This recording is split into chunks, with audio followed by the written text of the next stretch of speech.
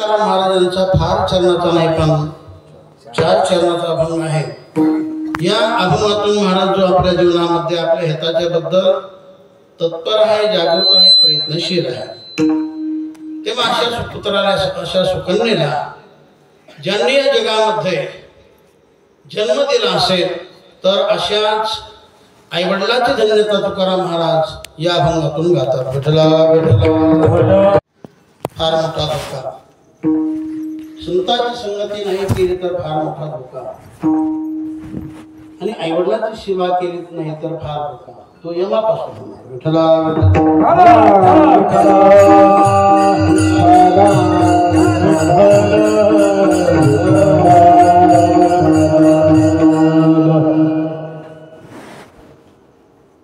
या ज्या सेवा आहेत, या सेवा वेदाच्या माध्यमातून आलेल्या आहेत। अर्थात सांगणारा भगवानच आहे। वेद म्हणजेच भगवान, भगवान म्हणजेच वेद आहे। तेव्हा सर्वांनी देवाची भक्ती करावी, कारण भक्ती केली तरच जीवनाचा उद्धार होतो असं चिंतन। भक्ती विना उद्धार नाही कोणाचा, भक्ती विना उद्धार नाही कोणाचा, भक्ती केल्या विना जीवनाचा उद्धार नाही। याकरता सर्वांनी भगवंताची भक्ती करावी, भगवंताचं नाम चिंतन करावं, कारण त्या भक्तीचा विचार केला तर त्याचे फारच प्रकार आहेत। 9 प्रकार सांगितले। श्रवणम, कीर्तनम, विष्णू स्मरणम, पादसेवनम, अर्चनम, वंदनम, दास्यम, सख्यम, आत्मनिवेदनम, ही 9 प्रकारची भक्ती आहे। तेव्हा जी जमेल ती करा, जी जमेल ती करा। एक जरी भक्ती आपण सर्व समर्थपणे केली, ध्यान ठेवून, चित्त लावून, प्रेम देऊन केली तर एकच भक्ती तुमच्या जीवनाचा उद्धार करू शकेल। विठला विठला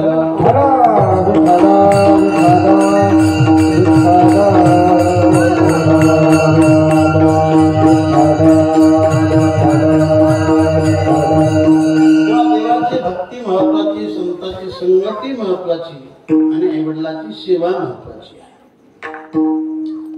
तर हे या सगळ्या गोष्टी या जीवनामध्ये कळतात, अन्य जीवनामध्ये नाही कळत। कुत्र्याला देव कळतो का? आणि जर कळालाच असता तर कुत्र्याने देवावर अभिषेक केला नसता। आणि कहे ज्ञान नाही कोणी, आणि कहे ज्ञान नाही कोणी,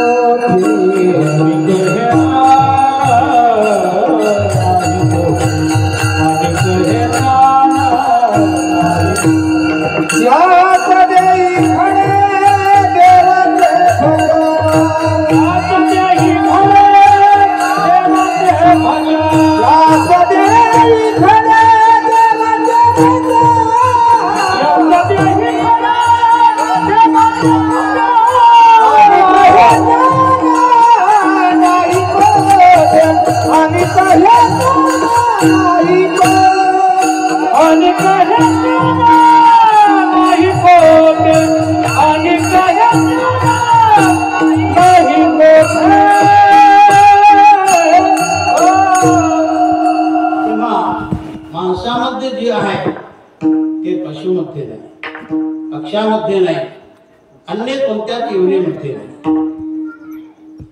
ही सर्व समर्थ योनी आहे, ज्ञान प्रधान योनी आहे। माणसाने ठरवलं की आपण हे करूच तो करणारच, पण माणसाने करताना योग्य ते करावं, फालतू सोडून द्यावं।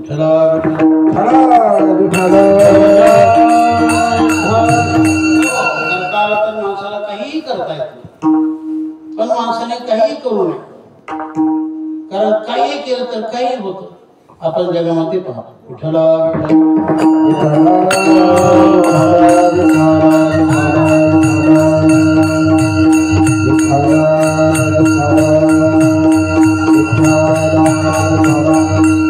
मानव शरीराला जगामध्ये फार मोठी किंमत आहे। किंमत म्हणून ज्याची अपेक्षा देव करतात। इहलोकीचा हा देह देव इच्छिता ती पाहे, देव इच्छिता ती पाहे।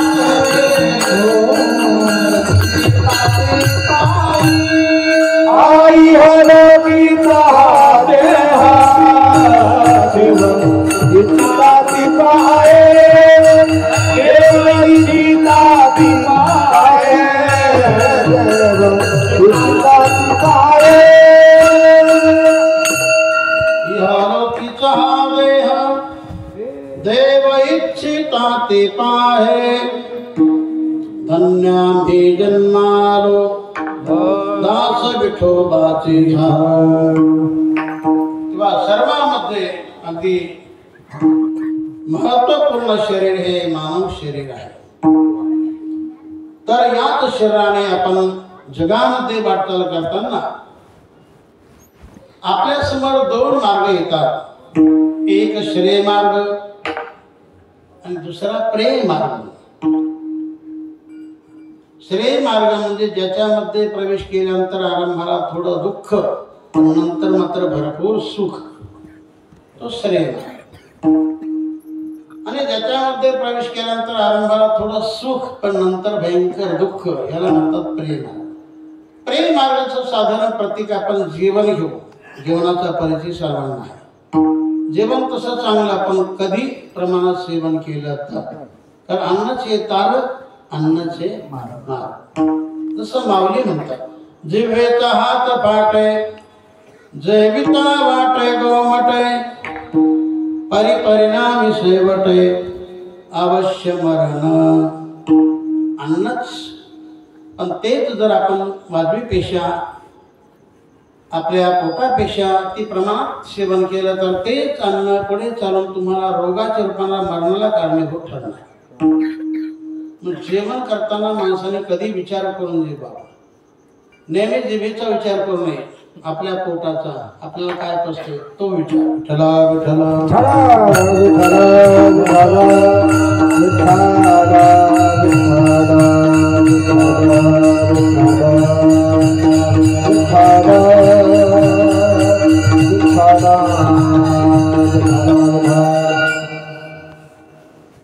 अन्न जरी दुसरेच असतं पण पोट आपलं असतं. एक प्रसंग असा, एकदा बिरबल आणि बादशाह दिल्लीमध्ये, पूर्वीचं नाव वेगळं असेल, तर मग निघाले फिरण्यासाठी. तर फिरताना त्यांना एक बाई दिसली. तिच्याकडे नेमकी वांग्याची भाजी फार होती आणि वांगे देखील फार सुंदर, गोड आणि रुचकर. जसे कृष्णाकाठचे वांगे काळे कुळकुळीत, भारताला उत्तम. खानदेशामध्ये वांगे असतात एकच खायन तथाच राहा. खानदेशातील वांगे म्हणजे जसे पोपईस, भारताला चांगलं असतं.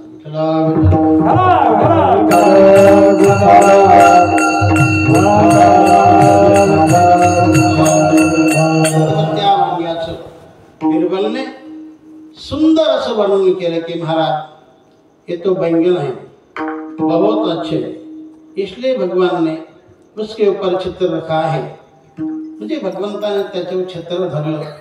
आणखी काय सुंदर वर्णन केलं. शेवटी राजाच्या तोंडालाच पाणी आलं.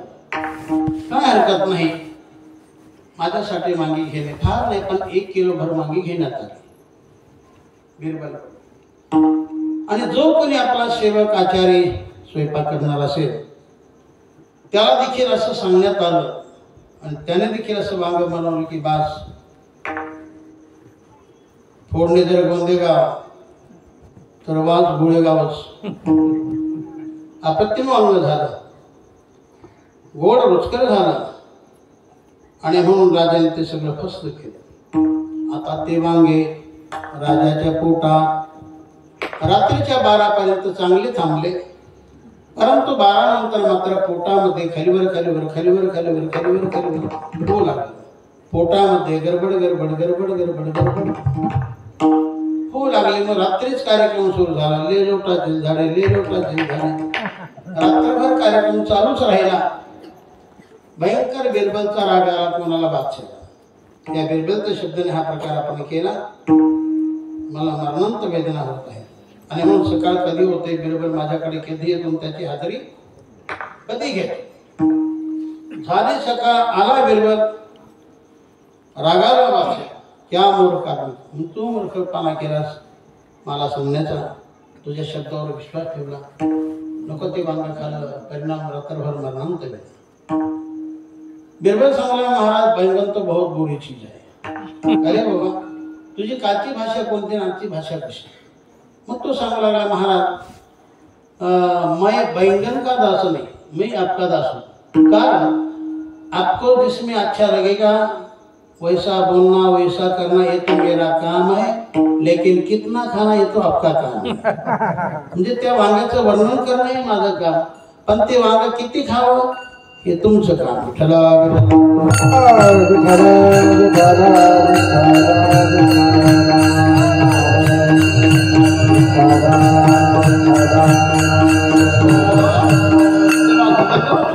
सर्व जनतेला आपल्या अधिकार बाळाने सांगू लागले की बाबांनो, हे जीवन फार सुंदर, अशा जीवनामध्ये आपण रस्ता चांगला धरा, हिताच्या मार्गाने चला, कल्याणाच्या मार्गाने चला. तेव्हा काही लोक म्हटले, ठीक महाराज, तुम्ही जे सांगता अगदी चांगलं आहे, सुंदर आहे,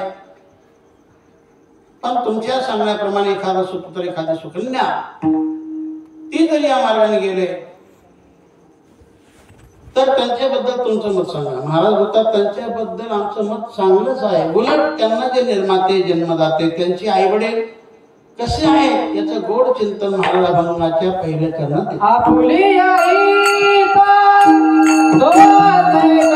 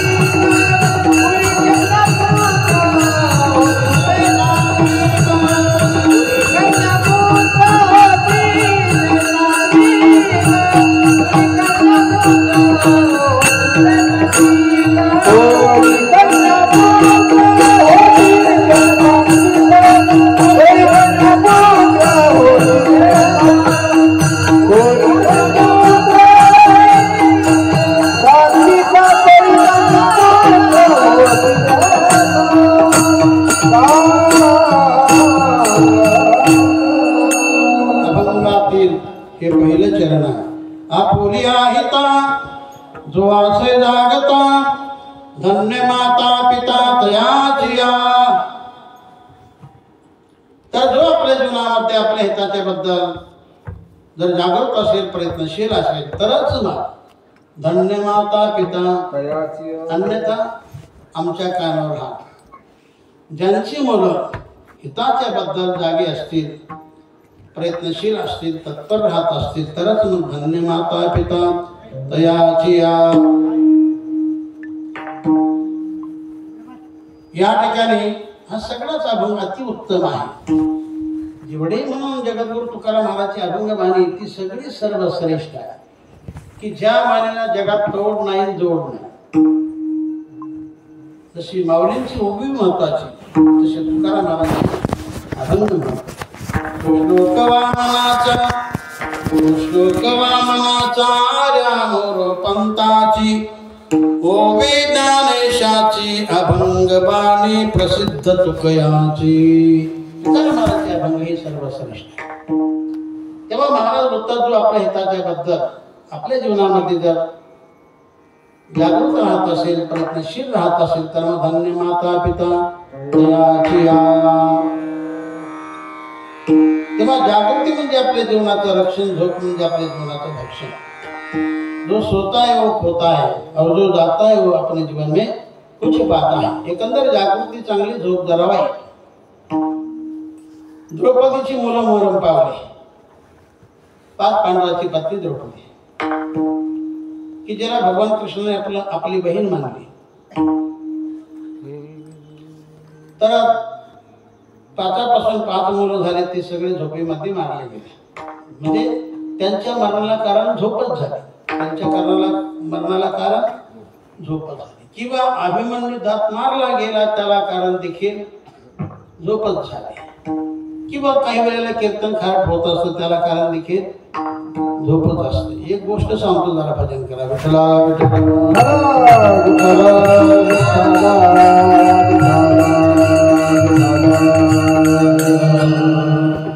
गोष्ट शक्यतो सांगत नाही पण सांगतो. काही लोकांना गोष्टीच फार आवडतात. तर एका गावामध्ये फार मोठा नामसप्ताह चालू. तुफान गर्दी, तुफान गर्दी, तुफान गर्दी, तुफान. त्या गावातील एक बाई एकही कीर्तन न सोडणारी, रोज रोज कीर्तनाला येणारी बाई मस्त चांगली, पण तिचा मालक मानला. बाई होती असते, तिचा मालक होता नास्ती. बाई होती वारकरी, तिचा मालक होता बाटली पारकरी. सर्वच ठिकाणी समानपणा नसतो. एकंदर बाई चांगली, मालक मानला. तर तिने एके दिवशी आपल्या पतिदेवाकडे फारच मोठा आग्रह धरला, काही करा पण आज चलाच अति आग्रह केला. आणि ती बाई कीर्तनात आपल्या मालकाला घेऊन आली. पण त्यांना एवढी काही कीर्तनाची गोडी नव्हती. त्यांनी एक दगड पाहिला, त्या दगडाला पाठ लावली आणि कीर्तन ऐकू लागले. पण कीर्तन ऐकता त्याला लागली झोप लागली. पण कोणती झोप? झोपेचे काही प्रकार आहेत. आसन झोप, चक्री झोप, डोळवाची झोप, तोंडवाची झोप, असे झोपेचे प्रकार आपण ऐकतो. काही खाणे झोप म्हणजे या खाण्यात जर झोपला तर सकाळी त्या खाण्यातच उठणार. म्हणजे लोटाळत एवढे खाण नाही पण एक तरी खाण असे काही माणसं. काही माणसं झोप म्हणजे चक्री झोप. रात्री झोपताना सरळ झोपतात. म्हणजे त्याला झोप लागली की बस गरगर गरगर गरगर गरगर गरगर गरगर एवढे घंटे नाही होत. एक तरी घर का होत ही चक्री झोप. आणि काही माणसं झोप म्हणजे डोळेवाशी झोप. आपल्याला वाटते जागे आहे, पण ते मात्र जागे नसतात. फक्त त्यांचे डोळेच उघडे दिसतात, डोळेवाशी झोप. आणि काही माणसं झोप म्हणजे तोंडवाशी झोप. तर मग त्या माणसाला जी झोप लागली ती तोंडवाशी झोप. शेवटी तिथे काल कुत्र आणि त्या कुत्र्याला निवांत सापडलं पात्र. त्या कुत्र्याला एवढा आनंद झाला की बा त्याने सबसेल आपली टंगडी वर केली, आपला कार्यक्रम केला आणि कुत्रा निघून गेला. इकडा मोठ्या रंगामध्ये कीर्तन चालू होता कीर्तन संपलं. लोक उठू लागले, बाई उठून पाहू लागले, आपले मालक झोपले. ताली जवळ सांगू लागले, उठा उठा उठा उठा उठा उठा. किती कीर्तन गोड, किती कीर्तन गोड, किती कीर्तन गोड. आलं कसलं गोड, सगळं खारट. कशामुळे? याच्या झोपेमुळे.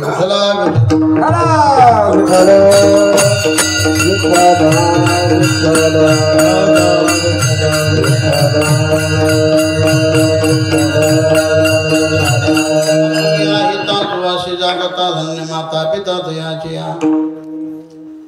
तेव्हा जो आपल्या जीवनामध्ये तत्पर राहत असेल, जागा हा जो शब्द आहे प्रयत्नशील त्याचा वाचक आहे. प्रयत्नशील राहत असेल, तत्पर राहत असेल, मग तरच धन्य माता पिता दयाची या ठिकाणी शब्द ठेवला हित शब्द. आपण हित कशाला समजतो? मुलगा होणं हित, प्रथम लग्न करणं हित, मुलगा होणं हित, घर नव तयार करणं हित, शेत विकत घेणं हित, नोकरी लागणं हित, सत्ता प्राप्त करणं हित. हिताचे भौतिक भरपूर मार्ग आहेत हिताचे, आणि ते हित नाही तसं नाही. हित आहेत पण ते संसारी. परंतु ज्याला खरं आणि बरं हित म्हणतात की जे हित देवाला मान्य, संताला मान्य, शास्त्राला मान्य, सर्वांना मान्य. हित ते करावे देवाचे चिंतन, हित ते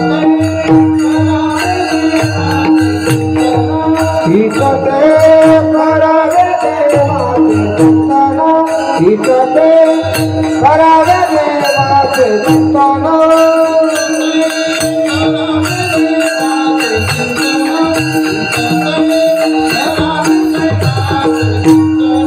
हित ते करावे देवाचे चिंतन, हित ते करावे देवाचे चिंतन,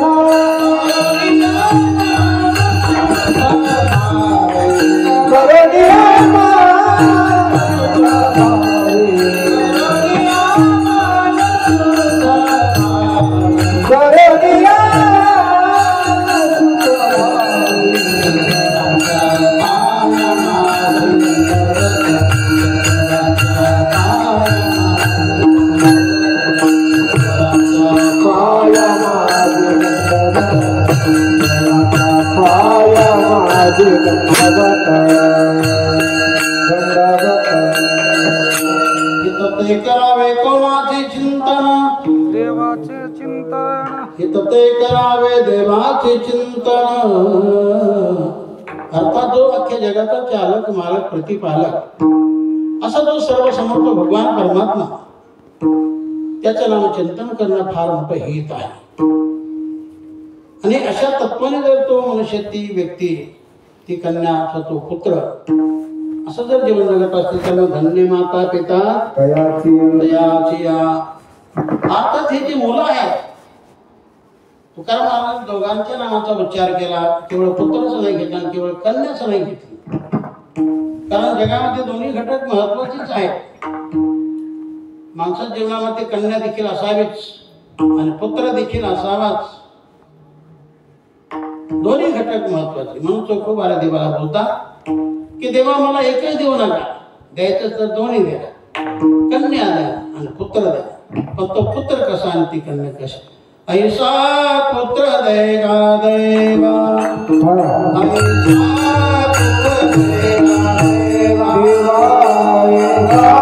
पुत्र देगा देवा, ऐसा पुत्र देगा देवा,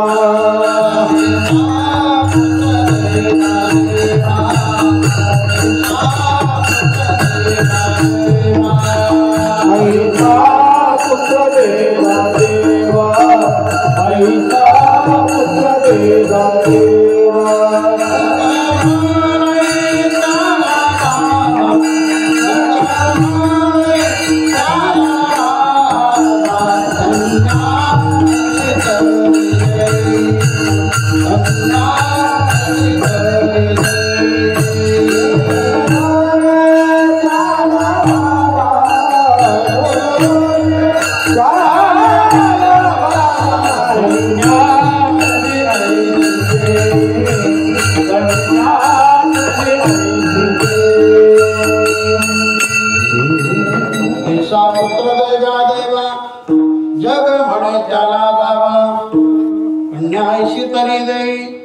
जैसी मीरा मुक्ताबाई.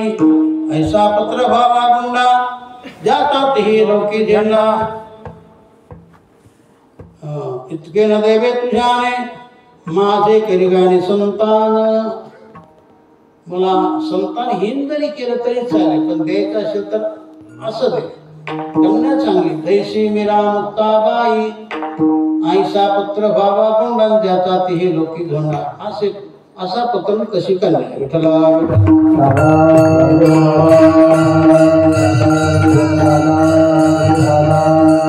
मला पहिला सन्मान कन्येच्या नंतर घेतात पुत्राचा.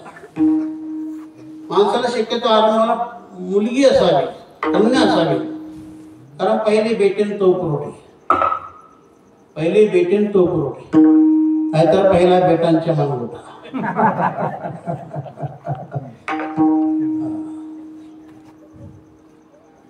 तसं कोणीच कमी नाही.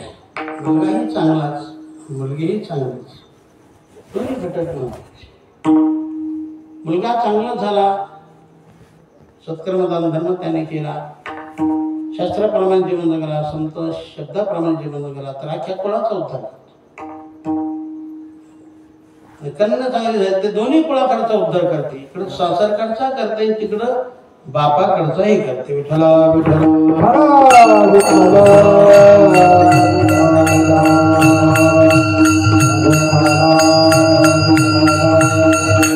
माणसाला फारच मुलं होण्यापेक्षा थोडेच पण ते चांगले असावे. पुरेकची पुत्र माये पोटी, पुरेकची पुत्र माये पोटी, हरि स्मरण धरी पुढे कोटी, पुरेकाची पुत्र माये पोटी, पुरेकाची पुत्र माये पोटी.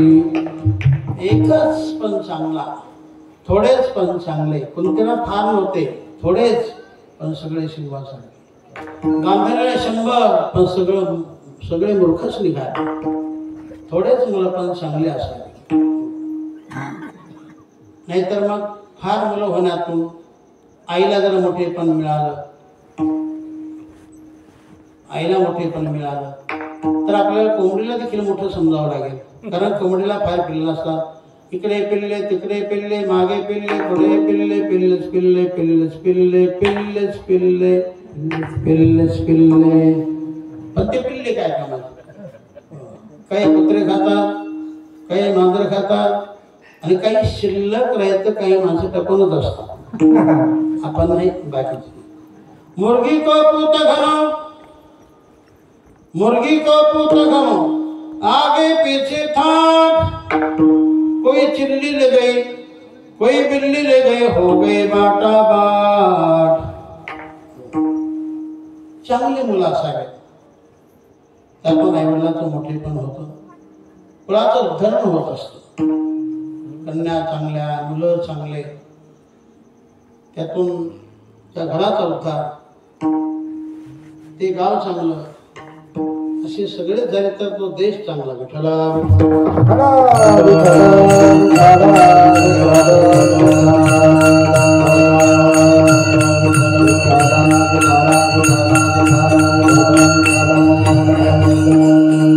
चांगला मुलगा होणं आपल्या कुळाचा कुळदिवा, आपल्या कुळाचा कुळदिवा कोण? चांगला पुत्र, सात्विक पुत्र, ज्याचा आचार चांगला, विचार चांगला, उच्चार चांगला, आता ज्याचं आचरण चांगलं, वागणं चांगलं, तोच कुळाचा उद्धार करू शकतो. ज्याला 12 भानगडी, ज्याला अनेक व्यसन, ज्याच्या जीवनामध्ये सगळी लबाडी, हे मुलं काय कामाची? आणि ज्याने त्यांनी निर्णय घेतला पाहिजे. माणसाला सगळं कळतं, आपण सांगितलं म्हणजे त्याला कळायला पाहिजे. माणसाला सगळं ज्ञान असतं. विठ्ठला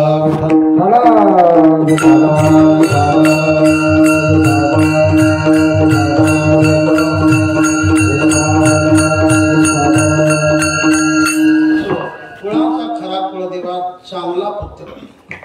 दिवे अनेक आहेत, अनेक जरी दिवे असले पण काही ठराविक दिवे. चंद्र हा दिवाच, सूर्य हा दिवाच, भगवंताचं नाम हा दिवाच. मुखाचा दिवा भगवंताचं नाम, आणि कुळाचा दिवा सत्पुत्र सुकन्या. दिन का दीपक भाम है, दिन का दीपक भाम है, रात का दीपक चांद, कुल का दीपक पुत्र है, मुख का दीपक नाम.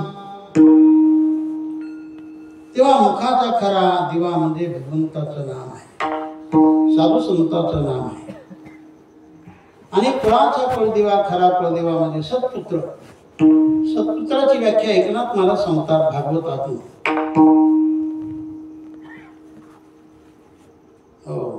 जो आपल्या आईला लक्ष्मी समान मानतो, जो आपल्या बापाला भगवंता समान मानतो आणि भगवंता समान मानून देवा समान मानून या दोघांची जो मनोभावे सेवा करतो म्हणून त्याला म्हटलेलं आहे सत्पुत्र. विठ्ठला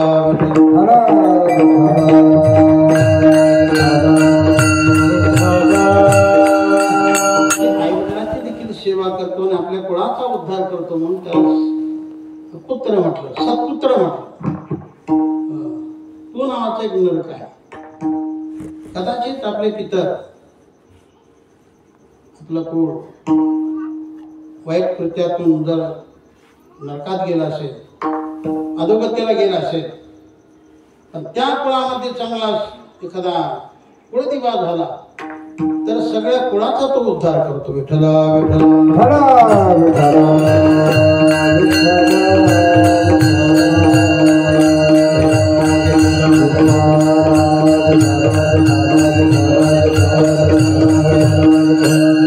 पुढे कन्या पुत्र होती जी सात्विक तयाचा हरिक वाटे देवा.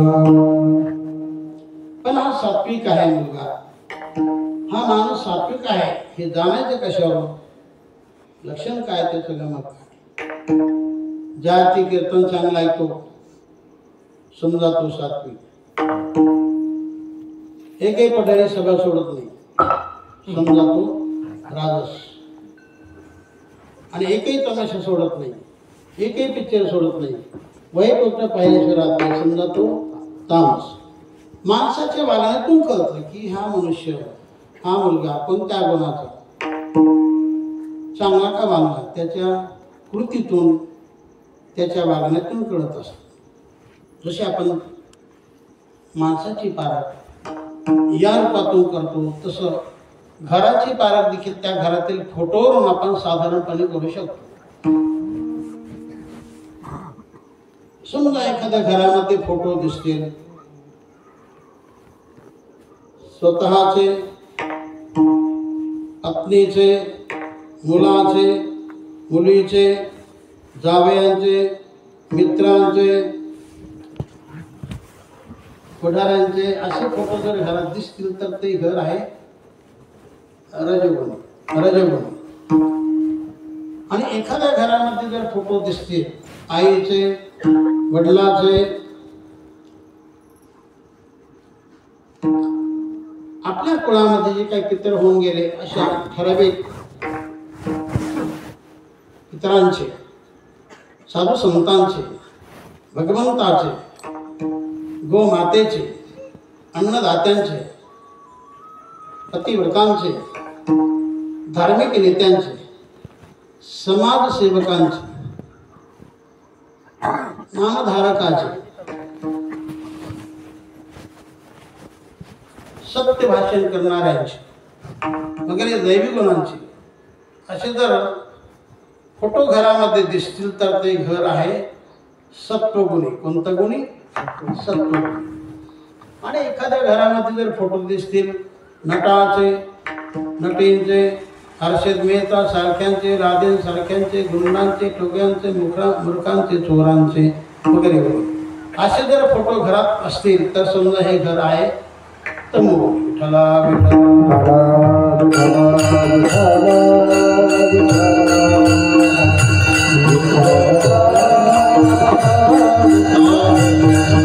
जीवनामध्ये तमोगुण चांगला आणि रजगुणही फारसा चांगला. गुण चांगला सत्वगुण आहे. सात्विक गुण, सात्विक माणसाला देव स्वीकारतो. रजगुण माणूस नुसता फिरत राहतो, त्याला स्थिरता नसते. आणि तमोगुणी मनुष्य आपल्या कृत्यातून तो नरकाला जातो. विठ्ठला विठ्ठला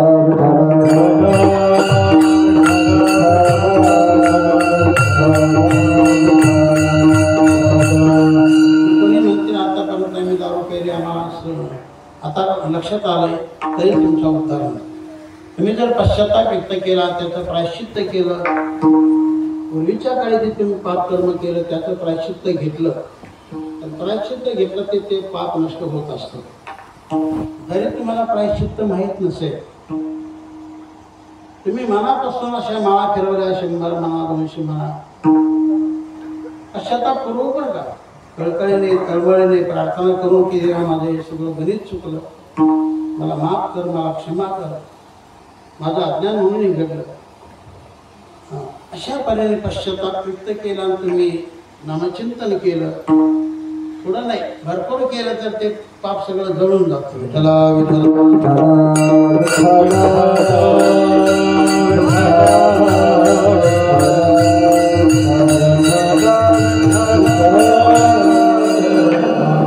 उद्धार करण्याची शक्ती पावर परमार्थाच्या अंगामध्ये, नामचिंतनाच्या अंगामध्ये, भगवंतामध्ये, साधू संतांमध्ये आहे. आईवडिलांच्या सेवेमध्ये आहे. आईवडिलांची सेवा सामान्य समजू नका की ज्या सेवेने भगवान प्रत्यक्ष महाराष्ट्रात आला. पुंडलिकासाठी आला देव पंढरीला, आला देव पंढरीला, पुंडलिकासाठी आला देव पंढरीला.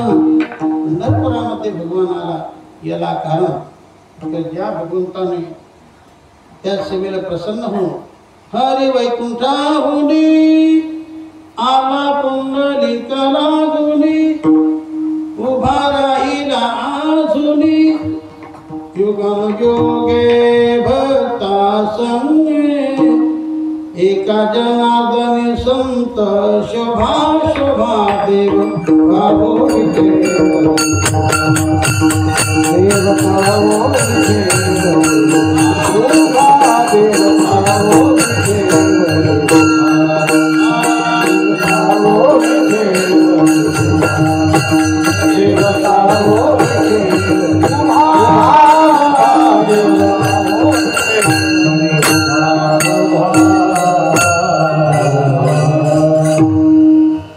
तेव्हा जीवनामध्ये सात्विकपणा धारण करा, सत्वशील जीवन जगा. किंवा कुळामध्ये अशी जर प्रजा, असे पुत्र, अशा कन्या जर निर्माण झाले, जन्माला आले, तर त्यांचा भगवंताला आनंद होत असतो, दुःख नाही होत. दुःख कोणाचं? वाईट मुलाचं, जे वाईट आचरण करतात, जगाचं चांगलं करत नाही, जगाची बेकारीच करतात, स्वतःची बेकारी, जगाची बेकारी, याचा आनंद देवाला कदापि होणार नाही. विठ्ठला विठ्ठल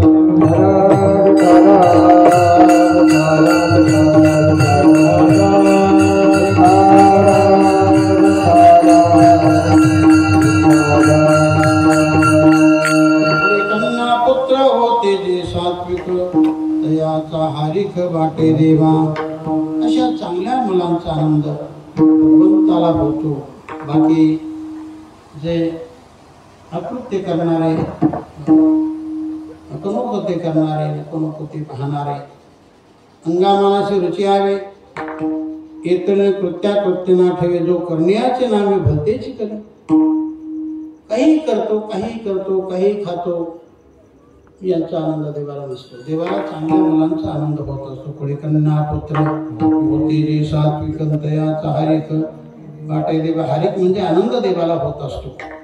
पण अशी जी सात्विक मुलं, सात्विक कन्या, ते आणखी आपल्या जीवनामध्ये काय करतात? गीता भागवत करीती श्रवण, गीता भागवत करीती श्रवण, गीता भागवत करीती श्रवण,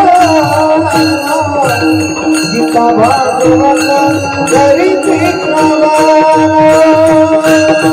भागवत करीती श्रवण, गीता भागवत करीती श्रवण, गीता भागवत करीती श्रवण, गीता भागवत करीती श्रवण, हो गीता भागवत करीती श्रवण,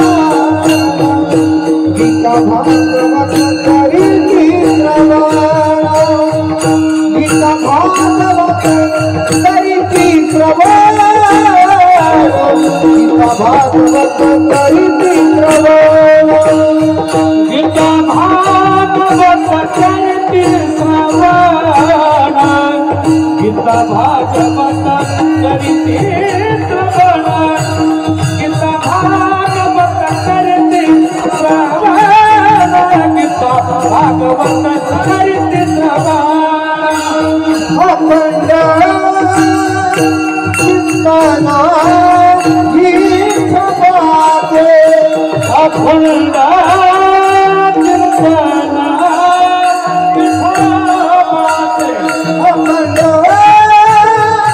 चिंतना अखंड चिंतना अखंड कोई कन्या पुत्र होती है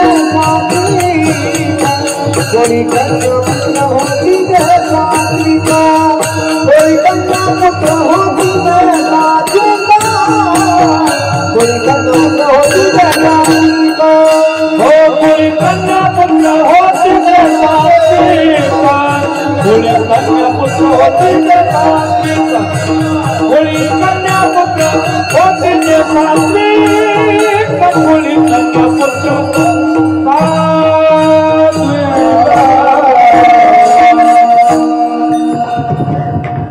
गीता भागवत करीती श्रवण अखंड चिंतन विठोबाचे.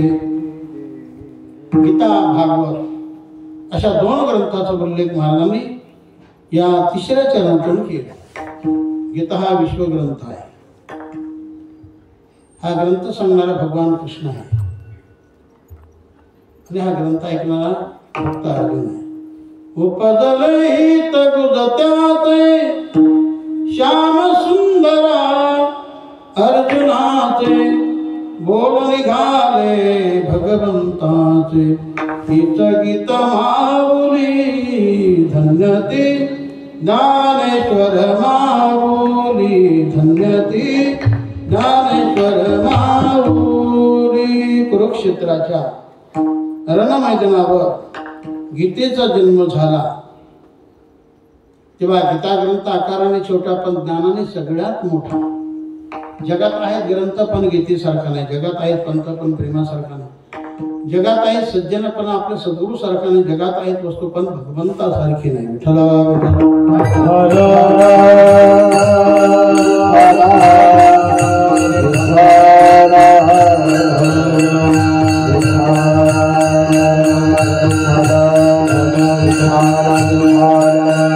हरि समजग कछ वस्तु नहीं नहीं प्रेम समपंथ सद्गुरु सम सज्जन नहीं नहीं गीता समग्रंथ. गीता या ग्रंथासारखा ग्रंथ जगात नाही की ज्या ग्रंथामध्ये जीवनाचं कल्याण होईल अशा तत्वाचं प्रतिपादन केलेलं आहे. कर्माचं भक्तीचं ज्ञानाचं. ते कर्म निष्काम कर्म. ती भक्ती म्हणजे प्रेमाची भक्ती. ते ज्ञान म्हणजे परमात्म ज्ञान. विठ्ठला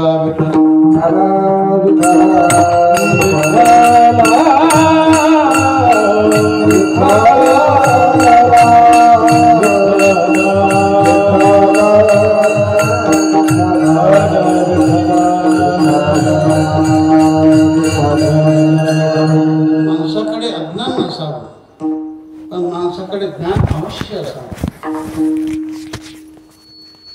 ज्ञानातून माणूस सुखी होतो.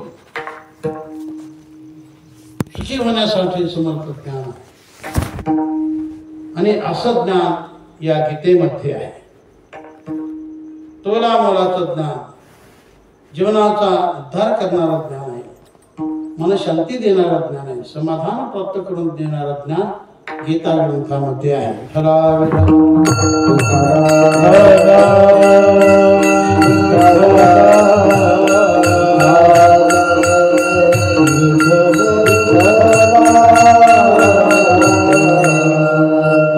श्रुता भागवत. त्याप्रमाणे भागवत ग्रंथ श्रीमद भागवत नुसता भागवत. श्रीमद भागवताचे 12 स्कंद आहे आणि जो 11वा स्कंद आहे त्यावर जे काही एकनाथ महाराजांनी लिखाण केलं, भाष्य केलं, त्यालाच आपण काय म्हणतो नाथ भागवत. म्हणून तुकाराम महाराजांनी नाथांचं वर्णन करताना असं म्हटलेलं, शरण शरण एकनाथा,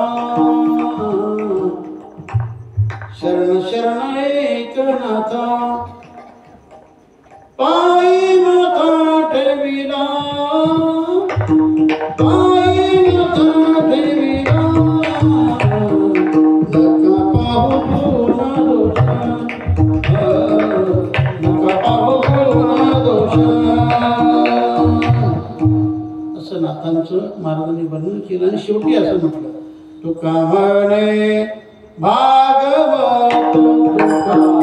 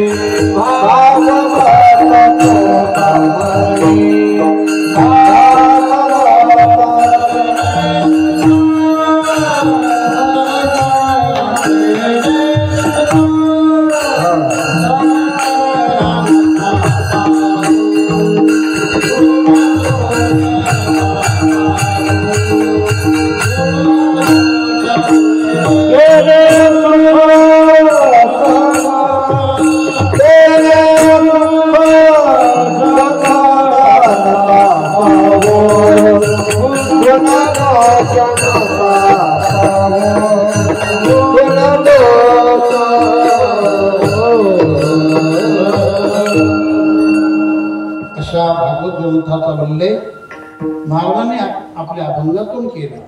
तुका म्हणे भागवत, तुका म्हणे भागवत केले श्रुतसुखळ. असं भागवत ग्रंथ देखील फार तोलामोलाचा, संतती, संपत्ती, आरोग्य अशा सगळ्या गोष्टीला पसरवणारा सर्व समर्थ ग्रंथ श्रीमद भागवत. कदाचित एखाद्या घरामध्ये एखाद्याचा अपमृत्यू झाला असेल तर त्याच्या निमित्ताने आपण भागवत कथा केली, किंवा एखाद्याला सर्पदंश झाला, वेगळ्या मरणाने जो गेला, त्याच्या निमित्ताने त्या घरातील लोकांनी जर तो भागवत ग्रंथ आपल्या घरामध्ये म्हणजे पवित्र घर करून एखादा सत्पुरुष अशा पवित्र मुखातून ती कथा श्रवण केली तर निश्चितपणे वाचन करणारा सत्पुरुष शक्तिवादी असावा, आचरणशील असावा आणि श्रवण करणारे जे आहेत ते भावना प्रधान असावेत आणि त्या भागवताच्या निमित्ताने जे खर्च केलं जातं धन ते देखील सात्विक असावं, स्वकष्टाने प्राप्त केलेलं असावं आणि जिथं आपण ती कथा करणार ती जागा पवित्र करून काढली पाहिजे, पवित्र केली पाहिजे, मंत्राने नामचिंतनाने. अशा अनेक गोष्टी जर आपल्याला त्यावेळेला अनुकूल असतील तर निश्चितपणे ज्या निमित्ताने भागवत केला तर ते फल आपल्या जीवनामध्ये मिळत असतं. विठ्ठल विठ्ठल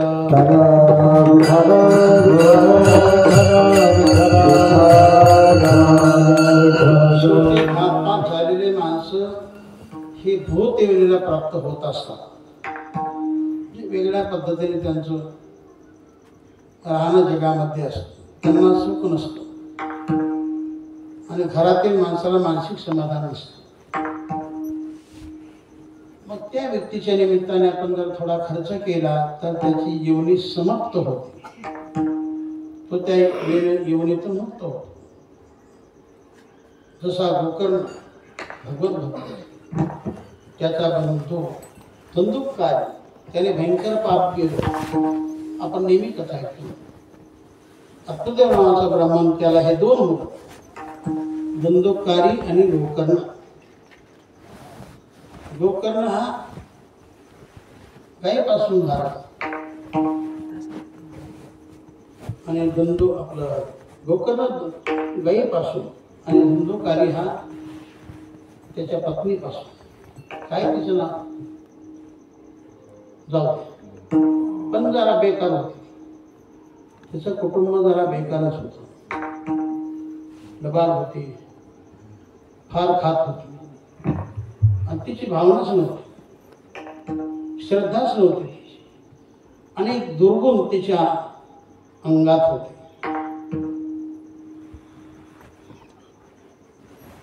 तर बरंच मोठं चिंतन आहे. शेवटी आत्मदेव कंटाळून गेला. घरात सुख नाही, बायको सुख देत नाही, मुलगा सुख देत नाही आणि म्हणून तो कंटाळून गेला. जीव देण्यासाठी एका अरण्यात गेला. तिथं फार मोठं एक तलाव धरण होत. त्याला वाटलं धरणात उडी मारावी, जीवन खलास करावं. आता दिसव नाही असं झालं. माणूस उभं की असंच नाही, आता दिसव नाही. उडी मारणार तेवढ्यात एक संत महात्मा दिसले. मनामध्ये सात्विक भाव निर्माण झाला. मला संत दिसले. मारायचं तर आहेच, पण संतांचं दर्शन करू आपण बरोबर. म्हणून त्या संताकडे जाऊन त्यांचं दर्शनही केलं. पण त्याचा चेहरा उदास वाटला.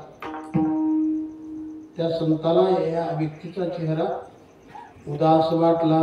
आत्मदेवाचा चेहरा उतरलेला दिसला. तर म्हणे, आपल्याला कोणतं दुःख, उदास करा.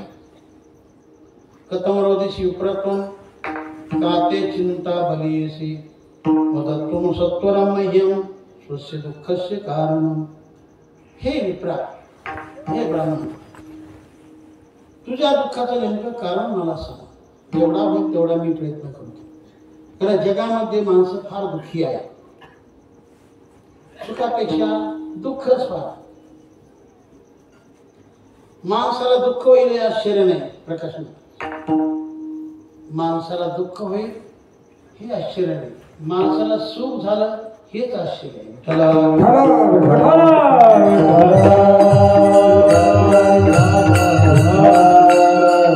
म्हणून साने गुरुजी म्हणत असतात, जगामध्ये फार दुःख, दुःखी माणसं फार. तर ज्याला जेवढा होईल तेवढं त्यांनी प्रयत्न करणे शक्य, जेवढा होईल तेवढा. थोडं का आहे त्याचं दुःख कमी झालं पाहिजे, असा प्रयत्न प्रत्येकाने केला पाहिजे. मग त्या साधूने विचारलं, बा तू दुःखी का? कथम रोदिसी विप्रत्वं, का रडतोस? चेहरा उदास का? तर म्हणे, महाराज मी फार दुर्दैवी आहे. एवढा मोठा दुर्दैवी की मी लग्न केलं, लग्न करून फार वर्ष होऊन गेले, तरी अद्याप मला संतानच नाही. संतान नाही. आणखी सांगू, एक विदारी झाड लावलं, त्याला मी वाढवलं, पण त्याला बिलकुल फळ येत नाही. बिलकुल फळ येत नाही. आणखी सांगू, मी एक गाय परिपालन केली, गावरान. त्या गायीची सेवा करतो मी, पण तिला देखील काहीच होत नाही. गायीला वासरू नाही, झाडाला फळ नाही, मला मुलगा नाही. याच्यापेक्षा दुःख होते. त्याकरता उदास झालो, जीव देण्यासाठी इथं आलो. तुम्ही दिसलात म्हणून मी थांबलो थोडं. मी आता माझा जीव देणार, जगाचा निरोप घेणार. अरे बाबा, अशा मरणाने मरू नकोस, नरकाला जाऊ नकोस. जे माणसं आपण होऊन जीव देतात, लक्षात सर्वांनीच, जे माणसं आपण होऊन जीव देतात ते माणसं डायरेक्ट नरकालाच जातात. त्यांचा उद्धार होणं फार कठीण आहे. मागच्या परिवाराने जर काही सत्कर्म केलं, काही कथा वाचन केलं तरच ठीक, नाही तर त्याला गतीच नाही. तो नेहमी दुर्गतीतच असतो, नरकातच राहतो.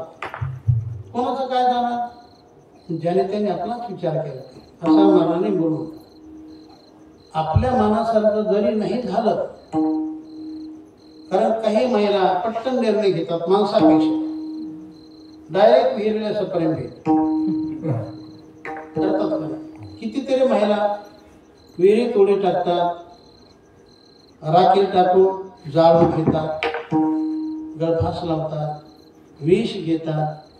पण अशा मारणाने मरू नका, नरकाला तुम्ही जाऊ नका. विठ्ठला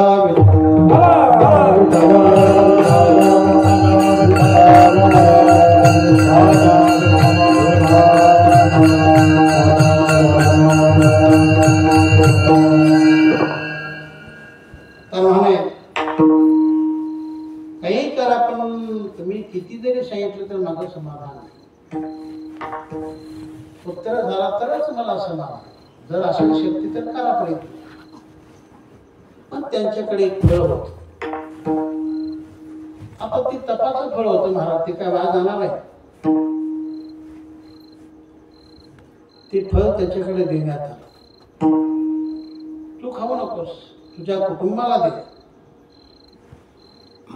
आणि तिला 5 नियमांचं परिपालन करायला सांग. सत्यम शौचम दयादानम एक भक्तम तो भोजनम. म्हणजे सत्य बोलायचं, पवित्र राहायचं, दया करायची, दान करायचं, दिवसातून एकदा जेवायचं.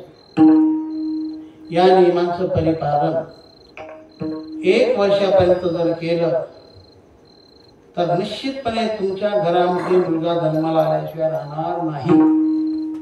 हे माझं वचन.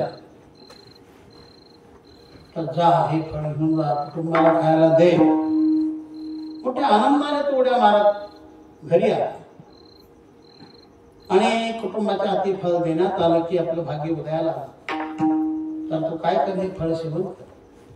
हे मोठ्या महात्म्याचं फळ आहे.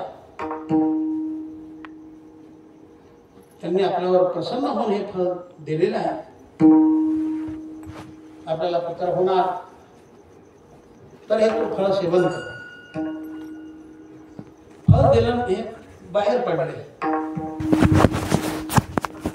मग तुला विचारायला की हे खरंच असेल का? मग आपण निर्णय घेण्यापेक्षा या गावामध्ये आपली बहीण, तिला विचारू. तिचा होकार आला तर खाऊ, नाही होकार आला तर काहीतरी करू. मग ती बहिणीकडे गेली आणि तिला सांगितलं की हे आमच्या मालकाने एका साधूकडून हे फळ आणलं. साधूनेच दिलं आहे की यातून पुत्र प्राप्ती होणार. सेवन केलं तर, 5 नियमांचं परिपालन केलं तर.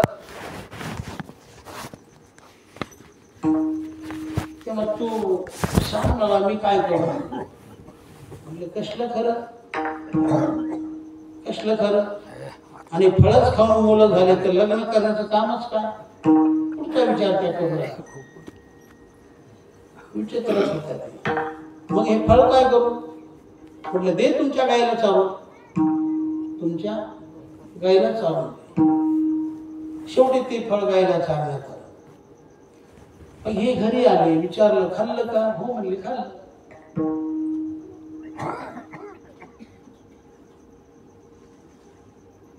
तर म्हणे तू काळजी करायची नाही, कारण आमच्याकडे मुलाची वाण भरपूर आहे. मला बरेच पुत्र झालेत आणि आणखी एक पोटा देखील आहे. मला मुलगा झाला आणि होणारच. मी तुला देणारच, आमच्या मालकाला फक्त असं तू कर, पैसा पाणी सगळं होईल, फक्त सोंग कर. तुझ्या मालकाला खरं वाटत की आपली पत्नी खऱ्याच अर्थाने गर्भवती आहे, पण त्याने ते सोंग केलं. सोंग केलं त्याला देखील ते खरं वाटतं. शेवटी तिच्या बहिणीला मुलगा झाला आणि गुप्त पद्धतीने तिच्याकडे देण्यात आला, आत्मदेवाच्या पत्नीकडे. आणि पुकारलं, मुलगा झाला, मुलगा झाला, मुलगा झाला. गाव आनंदित झाला, कारण आत्मदेवाचे संबंध गावकऱ्याशी चांगले होते. सर्वांनी अगदी आनंद व्यक्त केला. बरं झालं म्हणजे बिचाराला मुलगा झाला, सर्वांना आनंद झाला. तर मग तो मुलगा धुंदुकारी त्याचं नाव, आणि त्याला फळ चाललं, ज्या गायला फळ चाललं त्या गायला देखील मुलगाच झाला, सगळ्या माणसासारखा, फक्त त्याला कानच गायची, फक्त त्याला कानच गायची. मग त्याचं नाव ठेवलं गोकर्ण. गो म्हणजे गाय, कर्ण म्हणजे कान, ज्याचे कान गायीसारखे तो गोकर्ण. तो मोठा धार्मिक होता, मोठा महात्मा होता, माझा सिद्ध महात्मा. कारण ते फळ जे होतं ते संताचं, ते कधीच जाणार नाही. दोन्ही मुलं वाढू लागली, पण एक सज्जन एक दुर्जन, एकाला पाहून आनंद, एकाला पाहून दुःख. त्याची कृती पाहून तो नेहमी वाईटच करायचा. घरात पत्नी काय बरी नाही, तो मुलगा काही बरा नाही, पश्चाताप व्यक्त केला. कुठून हा मला विचारायला बेकार मुलगा घरात. आणि शेवटी त्या दुःखाने आत्मदेव निघून गेला अरण्यात. मग घरामध्ये फक्त धुंदुकारी त्याची माता धुंदुकी. मग त्याने आईला एवढा त्रास केला, हनमार हनमार हनमार हनमार, रोज हाणमार. दे पैसा मिळाला ते ठिकाणी लगेच तिच्याकडे असेल नसेल सगळं लुटून घेतलं. त्याला अनेक बाधा, बऱ्याच बाधा त्याला. शेवटी घरातील जण समाप्त झालं, कारण त्या मुलाच्या पश्चातापाने, माराने, अनेक दुःखाने शेवटी ती माता कदरून गेली. तिने एके दिवशी आडातोडी मारली, ती खतम झाली. मग याने 5 वेश्या घरात आणल्या, त्यांचं परिपालन करू लागले. त्या बेकारच होत्या, वेश्या थोड्या चांगल्या, त्या बेकारच. त्यांनी त्याचं सगळं धन लुटून घेतलं. आणि शेवटी विचार केला की याला तर ठारच करायचं. तो दारोबाज होता, सगळ्या बाजारात. रात्रीच्या प्रसंगी सर्वांनी एका शक्तीने त्याला ठार मारलं, ठारच केलं. दुष्ट गतीने गेला, पाप करून जीवन जगला. शेवटी तो भूत योनीला प्राप्त झाला, तो भूतच झाला. चांगले माणसं कधी भूत होत नाही. जे गचाळ वागतात, अपवित्र वागतात, नेहमी इतराचं वाईटच करतात, कधी नाम जप नाही, तपश्चर्या नाही, दुसऱ्यावरती दया भाव नाही, ज्यांचं वागणं बेकारच, नेहमीच बेकार, अशी माणसं नीच योनीला प्राप्त होतात, भूत योनीला प्राप्त होतात. तेव्हा तो भूत झाला. त्याच वेळेला गोकर्ण तीर्थयात्रेला गेला. याचा प्रकार बोलतो कशा थांबणार झाला. आणि यात्रा करून त्याला तिकडेच कळालं की असा प्रकार घडला गेला. पण तो आला, घरात दुःख झाले, चला पाहू. आला, घरी कोणीच नाही, ओसाड घर, अंगणामध्ये झोपला. मध्यरात्रीच्या नंतर 12 ते 3 पर्यंत ही वेळा चांगली नसते. मग तो भिन्न भिन्न रूप घेऊन तिथं आला. कधी कुत्र, कधी मांजर, कधी असे भिन्न भिन्न रूप त्याने घेतले. अरे म्हटले, हा कोणीतरी दुर्गतीला गेलेला दिसतो, हा भूत झालेला दिसतो. माणूसच खरा, पण पाप केल्यामुळे याला ही गती प्राप्त झाली, दुर्गती मिळाली. मग त्यांनी काय केलं, त्यांच्या कमंडलमध्ये पाणी होतं, ते पाणी असं हातावर घेतलं, मंत्र म्हटला, त्याच्या अंगावर फेकलं. फेकल्यावर त्याची शक्ती, सामर्थ्य पहा, लगेच त्याला वाचा प्राप्त झाली. विचारला, तो कोण? कोण म्हणजे तुझाच भाऊ, मी धंदुकारीच आहे. असं काय झालं? मी पाप भयंकर केलं, त्याचा परिणाम मी भूत झालो, पण या योनीमध्ये मला भयंकर दुःख आहे. माझ्या सगळ्या अंगाची नेहमी आग होते, कधीच मला चैन पडत नाही. या जीवनामध्ये मला कधी खायला नाही, प्यायला नाही. भरपूर लोकांच्या घरी अन्न असतं, पण तिथं जाऊन खाण्याचा अधिकार नाही. इतरांकडे पाणी भरपूर असत, पण तिथं जाऊन पिण्याचा अधिकार नाही. मग हे भूत काय करतात, कोणतरी पकडतात, लागतात कोणतरी, आणि मग तो मनुष्य आजारी पडतो. मग घरचे लोक म्हणतात, खापर आणा, खापराचे पदार्थ भरा, बरेच पदार्थ खाण्यापिण्याचे असतात, आणि मग त्याचा उतारा करतात अमावस्येच्या दिवशी. मग आदर्श गतीने त्याला ते खायला मिळतं, जे असेल ते भूताला खायला मिळतं. अशी पद्धत आहे. आपण खरं का खोटं तुम्ही पहा, पण भूताला देतात का नाही त्या निमित्ताने. असा भूत योनीला प्राप्त झाला, भयंकर दुःख. आग्रह केला की काही करा, मला जगामध्ये तुमच्याशिवाय कोण, तुमच्याशिवाय मला, तू माझा भाऊ आहे, खरा भाऊ तोच की जो बंधनात मुक्त करतो, तोच खरा भाऊ. बोलायला हुशार झाला ना. ते मंत्राचं पाणी होतं, त्याचा परिणाम झाला, त्याला कळू लागलं, ज्ञान अंगामध्ये आलं, तुम्हीच आता माझा विचार करा. शेवटी चिंता पडली. मग गयला गेले, कोणा पिंडदान केलं, कोणा परत आले, कोणा जैसे ते तोच प्रकार पुन्हा. म्हटले, तुझ्या निमित्ताने केलं, किती केलं, एकच पिंडदान केलं, एकदाच केलं. एकदाच काय, 100 जरी पिंडदान केले माझ्यात फरक पडणार नाही. आणखी काहीतरी करा, पण माझा उद्धार. मग शेवटी करणार नाही. बऱ्याच लोकांना विचारलं, साधू संत महात्मे, ते म्हटले, आम्हाला विचारण्यापेक्षा आमच्यापेक्षा तुमच्या अंगी फार फुल पॉवर आहे, तुमच्या शब्दाला किंमत आहे.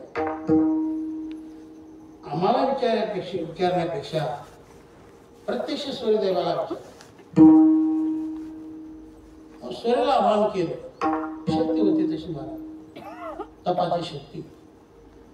सूर्यदेवाने आवाज केला,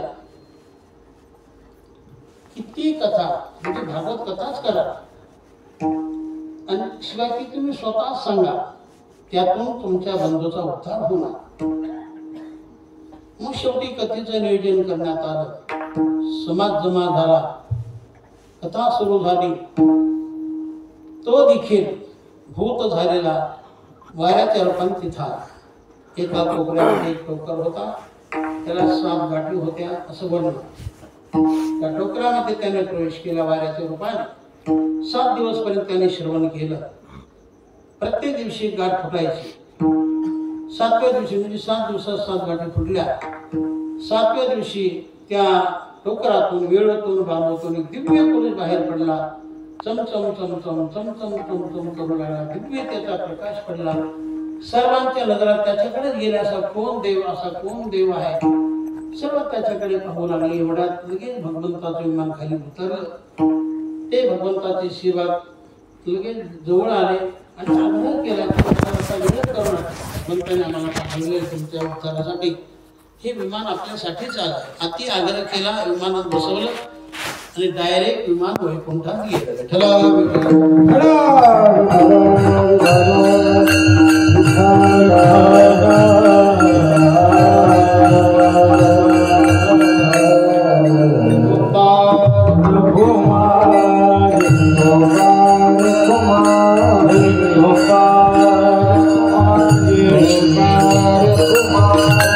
ग्रंथाचं भागवत ग्रंथाचं ते सातत्याने नेहमीच श्रवण करतात आणि अखंड असं भगवंताचं नामचिंतन करतात.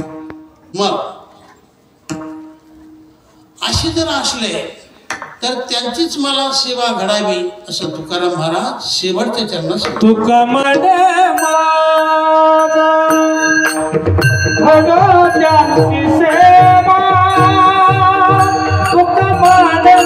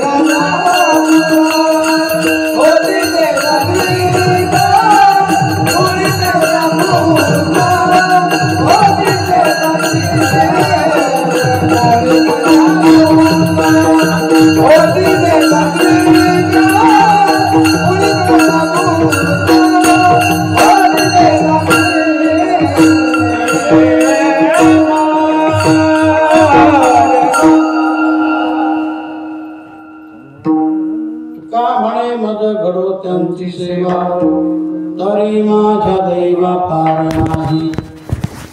तर नागर होतात त्यांची मला सेवा घडावी. कोणाकोणाची घडावी पहिल्या चरणापासून विचार करणे. जे आपल्या जीवनामध्ये आपल्या हिताच्या बद्दल जागे असतील, तत्व असतील, त्यांची सेवा घडावी. जे तात्विक असतील त्यांची घडावी. ज्यांच्या जीवनाचा आनंद देवाला होत असेल त्यांची घडावी. आणि जे गीता श्रवण करत असेल, भागवत श्रवण करत असेल त्यांची घडावी. आणि जे सतत रात्रंदिवस देवाचं नाम चिंतन करत असेल त्यांची घडावी. आणि यांची जर सेवा घडली तर मग तरी माझ्या दैवा पुढे कन्या पुत्र होते जे सात्विक दयाचा हरिख वाटे देवा. विठ्ठल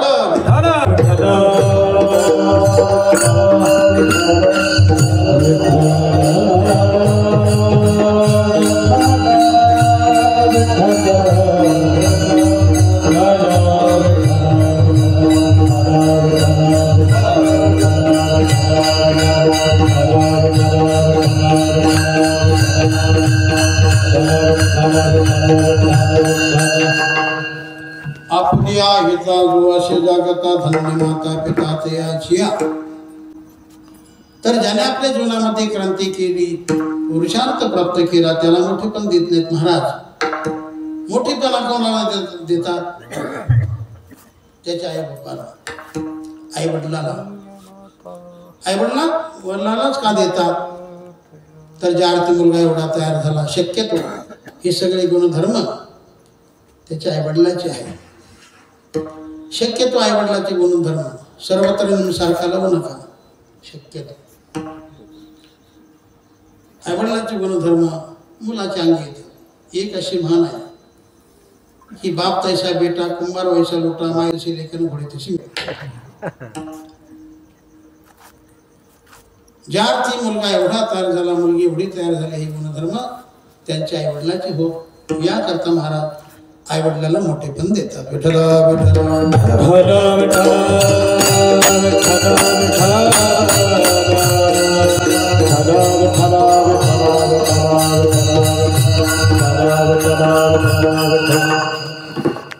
काहींच्या जीवनाचं मागचं पुण्य म्हणून या जीवनात तयारी असते त्यांची.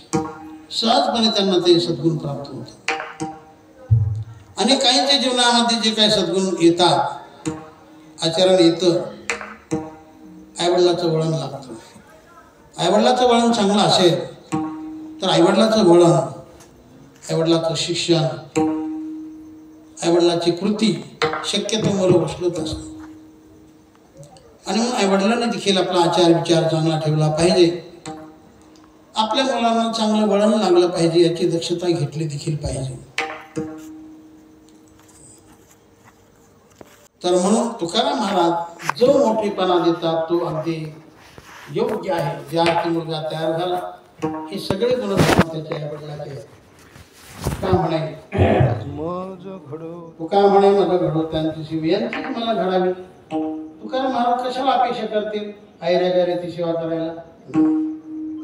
जे अशा पद्धतीने जीवन जगत असतील, आपला आचार चांगला ठेवत असतील, आपला विचार चांगला ठेवत असतील, आणि ज्यांच्या जीवनामध्ये तशी कृती घडत असेल, तरच मग धन्यमाता पिता ते जीवनामध्ये सर्वांनी आचार विचार चांगला ठेवा, आपली वाणी चांगली ठेवा, आपलं जीवन चांगलं ठेवा. जेवढं होईल तेवढा माणसाने प्रयत्न करा. संगती चांगली धरा. संगतीतून जीवन चांगलंही होतं आणि संगतीतून जीवन वांगलंही होतं. संगती करताना चांगल्याची करा, चांगल्याची करा, वांगल्याची नको. सज्जनाची करा, दुर्जनाची नको. मोठ्याची करा, छोट्याची नको. पण आजकाल कोण मोठा, ज्याच्या खिशात झाल्यात भरपूर मोठा. आजकाल तो मोठा, पण खरा मोठा तोच आहे की ज्याच्या जीवनामध्ये ज्याची आचार पद्धती चांगली, त्याचे गुण चांगले आहेत. कारण जगामध्ये गुणाला किंमत आहे, अवगुणाला किंमत नाही. सत्कार होतात हे चांगल्याचे होतात, वांगल्याचे नाही. गुणवंताचा सत्कार होतो आणि अवगुण्यांचा धिक्कार होतो. त्याकरता जीवनामध्ये सद्गुण आले पाहिजेत आणि तसा प्रयत्नही केला पाहिजे. याकरता जीवनात साधनाच केली पाहिजे, नामकीर्तन ठेवलं पाहिजे. सहजासहजी हे गुण येत नसतात. इतर मात्र काही पूर्वीचं पुण्य असेल, आईवडिलांची कृपा असेल, गुरुजनांची कृपा असेल, तरच मनुष्य दैवी गुणामध्ये राहतो. दैवी गुण म्हणजे त्याला फार मोठी किंमत आहे. ज्याच्या ठिकाणी दैवी गुण असेल तो प्रत्यक्ष देवच समजा, असा हा भाग असतो. तेव्हा या ठिकाणी थोडीफार सेवा केली आणि प्रवास देखील फार दूरचा झाला वयाच्या मानाने. सगळा प्रवास. कालच आळंदीतून शेवगाव, बीडला एक लग्न, त्याच्यात आमचा टाइम गेला. थोडं घरचं असल्यामुळे काही करता येईना, तरी पण त्यांची परवानगी घेतली आणि आपल्या सेवेसाठी आलो. तेव्हा या ठिकाणी आपण सर्वांची भेट झाली, आनंद आला आणि थोडीफार सेवा केली. झालेली सेवा ही भगवंताच्या चरणी, साधू संतांच्या चरणी, सद्गुरू जोग महाराज या पवित्र चरणी, सर्व गुरुजनांच्या चरणी, तथा या गावातील दैवत हनुमंतराय देवता या सर्वांच्या चरणी सेवा अर्पण करतो आणि या ठिकाणी सेवेला वेळ देतो.